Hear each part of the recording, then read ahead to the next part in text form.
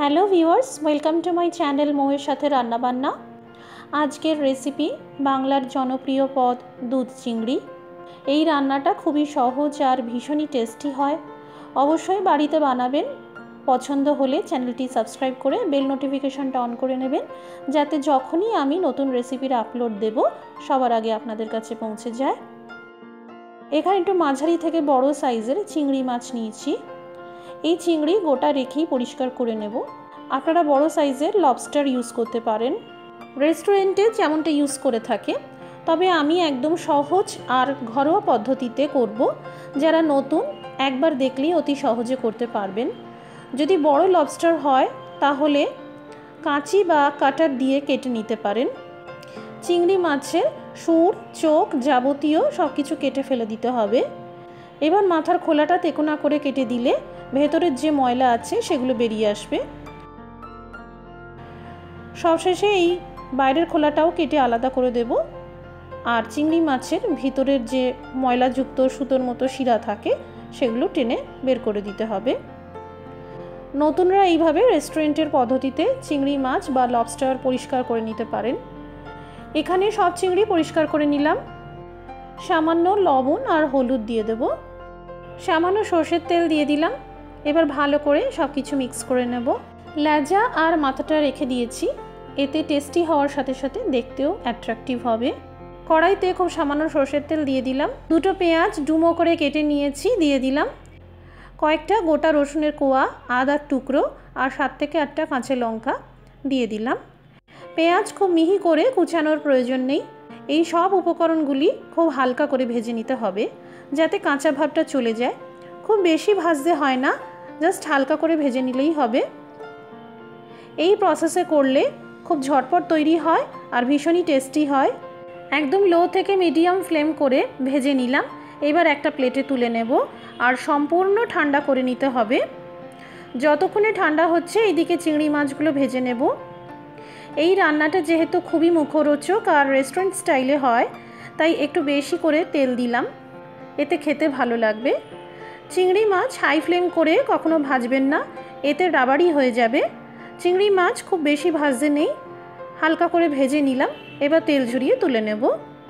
এদিকে যে পেঁয়াজ রসুন আদা লঙ্কা ভেজেছিলাম ঠান্ডা হয়ে গেছে। এবার মিক্সার জারে ব্লেন্ড করে নেব। দিয়ে দিলাম 2 টেবিল চামচ টক দই। খেয়াল রাখবেন টক দই যেন খুব টক স্বাদের না হয়। একটা স্মুথ পেস্ট তৈরি করে নিলাম। এখানে 10 টাকা দামের আমুলিয়া গুঁড়ো দুধ নিয়েছি, ওজনে প্রায় 40 গ্রাম মতন হবে। আপনারা এর পরিবর্তে আমুল স্প্রে ইউজ করতে পারেন। রুম টেম্পারেচারে রাখা নর্মাল দুধের ব্যবহার করতে হবে। অল্প করে মেশাতে থাকবো, যাতে কোনো রকম লাম্পস না থাকে। একটা স্মুথ ব্যাটারের মতন তৈরি করতে হবে।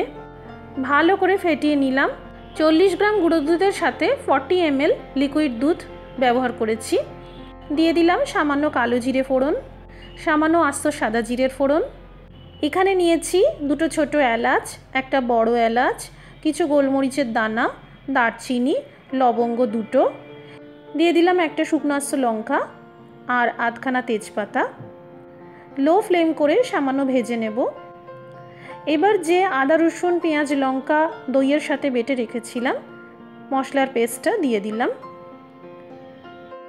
মিডিয়াম ফ্লেম করে বেশ 5 মিনিট মতন কষাতে হবে।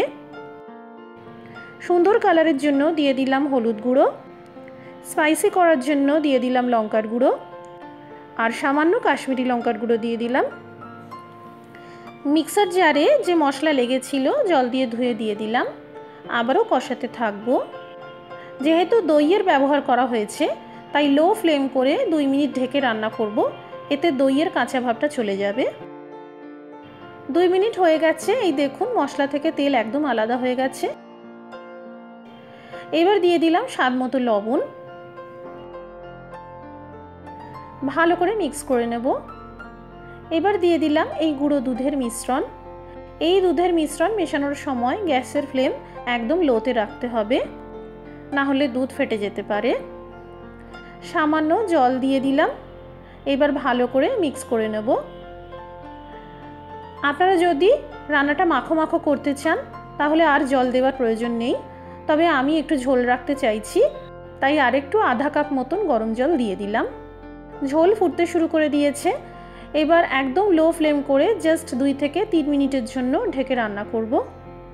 প্রায় 3 মিনিট মতন হয়ে গেছে। এবার এই ভেজে রাখা চিংড়ি মাছগুলো দিয়ে দিলাম। চিংড়ি মাছ দেওয়ার পর খুব বেশিক্ষণ ফোটাবেন না, জাস্ট 3 থেকে 4 মিনিট রান্না করলেই হবে। আমি আপনাদেরকে বেশ 3 মিনিট পর দেখাচ্ছি। এই দেখুন, দুধ চিংড়ি প্রায় হয়ে এসেছে। এবার সবশেষে দিয়ে দিলাম সামান্য গরম মশলার গুঁড়ো, সামান্য কুচানো ধনেপাতা। তৈরি হয়ে গেল বাংলার প্রসিদ্ধ পদ দুধ চিংড়ি। এইভাবে একবার বাড়িতে বানিয়ে দেখবেন আর আমাকে কমেন্ট করে জানাবেন কেমন তৈরি হলো। রেসিপিটি ভালো লাগলে লাইক এবং শেয়ার করে দেবেন। সবাই ভালো থাকবেন, সুস্থ থাকবেন। Thank you for watching.